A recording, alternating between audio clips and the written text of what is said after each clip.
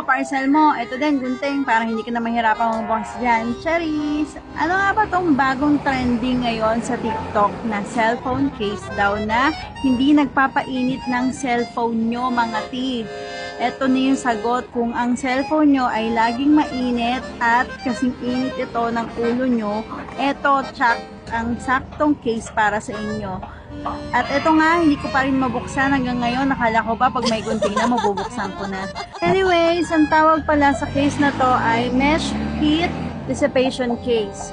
So, ano nga ba yung dissipation? Ewan ko kung ano yung dissipation. De charis, ang heat dissipation case daw ay, based kay Google, refers to the process of removing excess heat from a source and transferring it to the surrounding environment and preventing overheating. So, for sure, mga mare ko. Ewan ko na lang talaga kung mag-init pa ang cellphone mo dahil sa phone case na to na makakatulong sa'yo para hindi mag-overheat ang cellphone mo at para hindi pumutok sa bunga mo. Hindi, joke lang.